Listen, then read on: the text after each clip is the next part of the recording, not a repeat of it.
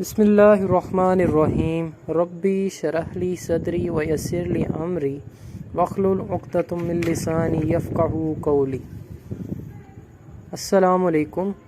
امید ہے تمام طلباء و طالبات اپنی صحت اور ایمان کی بہترین حالت میں ہوں گے۔ مورخہ 8 سپتمبر 2021 بروز بدھ، جماعت ہے دہم، مضمون ہے مطالعہ پاکستان۔ آج کا ہمارا عنوان ہے جنرل محمد ضیاء الحق کا دور حکومت۔ جنرل محمد ضیاء الحق کا دور حکومت آپ کے مطالعہ پاکستان کی کتاب، اس کا صفحہ نمبر ہے 4۔ اس سبق کو پڑھنے کے مقاصد یہ ہیں۔ اس سبق کو پڑھنے کے بعد آپ جنرل محمد ضیاء الحق کا دور اپنے الفاظ میں بیان کر سکتے ہیں۔ اس میں کون کون سی اصلاحات کی گئی، زرعی، صنعتی، تعلیمی اصلاحات، اس میں آئین میں کس طرح سے چینجنگ کی گئی، کون کون سی اصلاحات کی گئی، یہ تمام مقاصد، یہ تمام اصلاحات آپ اپنے الفاظ میں بیان کرنے کے قابل ہو جائیں گے۔ تو ٹاپک کا آغاز کرتے ہیں۔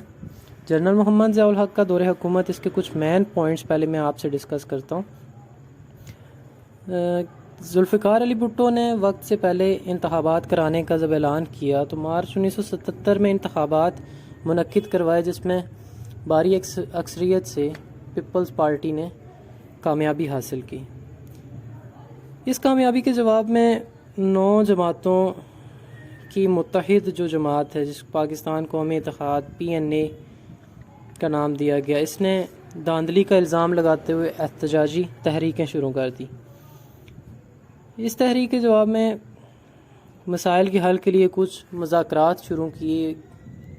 مذاکرات ابھی جاری تھے کہ جنرل محمد ضیاء الحق نے پورے پاکستان میں، پورے ملک میں مارشل لا نافذ کر دیا، لیکن جنرل ضیاء الحق نے پھر اس بات کا وعدہ کیا تھا عوام کے ساتھ کہ 90 روز کے اندر انتخابات دوبارہ کرائے جائیں گے، لیکن کچھ وجوہات ایسی تھی جن کی بنا پر دوبارہ انتخابات نہ کرائے جا سکے، اور اس طرح سے 1985 میں آخر کار انتخابات کرائے، اور صوبہ سندھ سے تعلق رکھنے والے محمد خان جنیجو اگرچہ غیر جماعتی اسمبلی کے رکن تھے، مگر وہ قریباً 2 ماہ کے اندر انہوں نے اپنے حامیوں کی مدد سے مسلم لیگ کے نام سے سیاسی جماعت بھی قائم کی اور ملک کے وزیر اعظم بھی نامزد ہوئے۔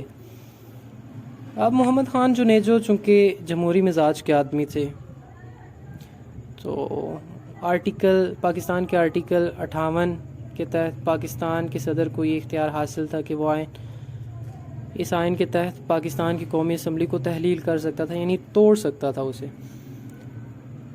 اب محمد خان جنیجو کے جمہوری مزاج ہونے کی وجہ سے جنرل محمد ضیاء الحق اور ان کے ساتھ زیادہ دیر تک نہ چل سکا، اور آخر 29 مئی 1988 کو پاکستان کے آئین کے آرٹیکل 58(2)(b) جس کا ہم نے ابھی اوپر ذکر کیا، اسی کے تحت جنرل محمد ضیاء الحق نے اختیارات کا استعمال کیا اور محمد خان جنیجو کی حکومت کا خاتمہ کر دیا اور قومی اسمبلیوں کو تحلیل کر دیا گیا۔ جنرل محمد ضیاء الحق کے دور حکومت کی اصلاحات کو درج ذیل میں بیان کیا گیا۔ اب جنرل محمد ضیاء الحق نے جنیجو صاحب کی حکومت کے خاتمے کے بعد جو ملک میں اصلاحات کیں، ان میں کچھ ہم ڈسکس کرتے ہیں۔ صنعتی حوالے سے اصلاحات کی گئی، زرعی حوالے سے کی گئی، تو ہر ایک کو ڈسکس کیا جائے گا۔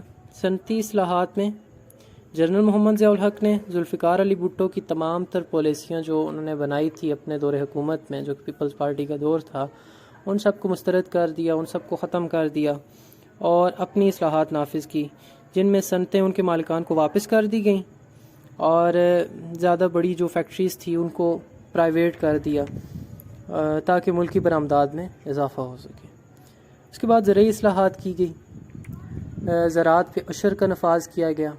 عشر ایسا ہے جیسے آپ اس کی مثال لے لیتے ہیں کہ جیسے زکوٰۃ آپ کی، جیسے اگر پراپرٹی ہے اس میں 7.5 تولے سونا، 52 تولے چاندی ہے، تو آپ کو 2.5% زکوٰۃ دینی پڑتی ہے۔ تو اسی طرح اگر فصل ہے جو کہ بارانی علاقوں کے لیے، اس کی حد 10% مقرر کی گئی، اور اگر آپ کی نہری علاقے میں کسی میں فصل ہے تو اس زراعت میں سے آپ کا جو 5% حصہ عشر نافذ کیا گیا۔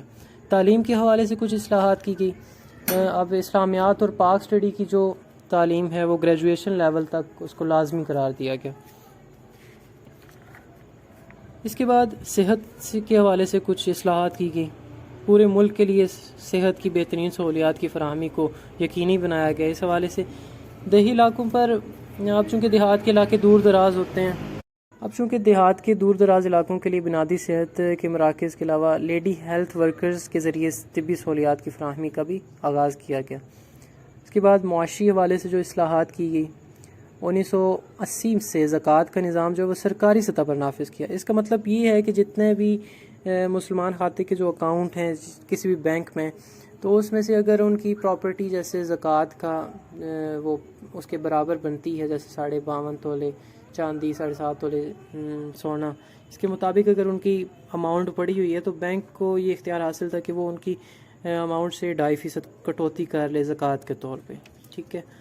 تو اس کے بعد معاشرتی اصلاحات کا یہ مطلب ہے کہ معاشرے کو بہتر بنانے کے لیے کون سی اصلاحات کی گئی، کون سے قانون نافذ کیے گئے۔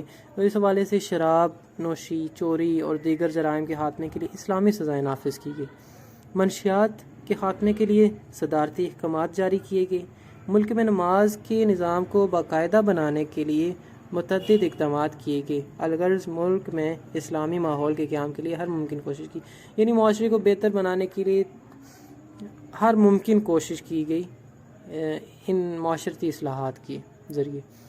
اس کے بعد آئینی اصلاحات کچھ لکھی ہیں، 3 آئینی اصلاحات یہاں پہ بیان کی گئی ہیں۔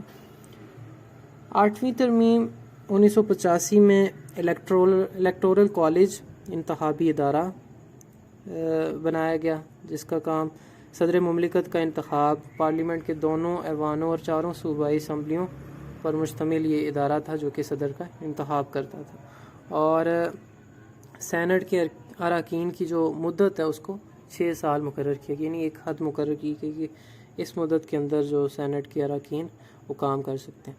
اس کے بعد 9ویں ترمیم 1985 آئین کے آرٹیکل 2 میں ان الفاظ کا اضافہ کیا گیا، اسلامی احکامات جو قرآن و سنت سے ماخوذ ہوں، یعنی وہ اسلامی احکامات جن کا قرآن میں اور سنت میں ذکر کیا گیا ہے، اعلیٰ ترین قوانین اور رہنمائی کا ضامن ہوں گے، یعنی وہ ہمارے لیے اعلیٰ ترین رہنمائی۔ اب اللہ تعالیٰ قرآن مجید میں یا سنت میں، یعنی حضور صلی اللہ علیہ وسلم کے مطابق جو چیزیں ہیں وہ ہمارے لیے اعلیٰ ترین رہنمائی کا سبب ہے، تو اس لیے ان الفاظ کا اضافہ کیا گیا۔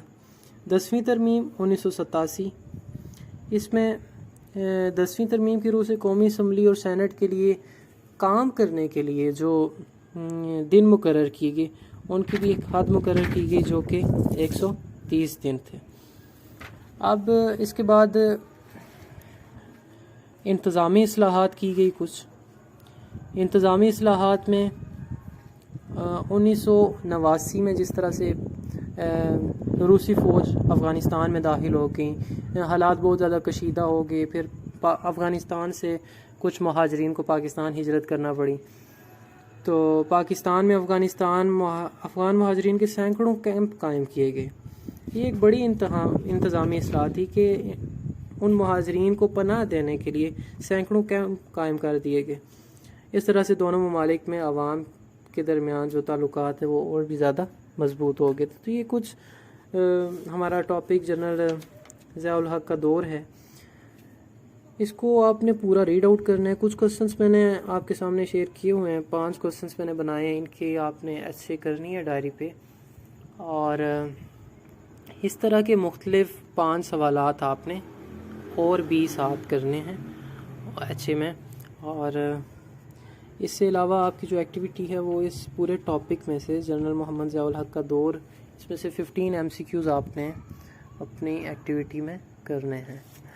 تو گھر رہیں، محفوظ رہیں اور پراپر کام کرتے رہیں تاکہ آپ کا جو وقت ہے وہ ضائع نہ ہو۔ تو اوکے، اللہ حافظ۔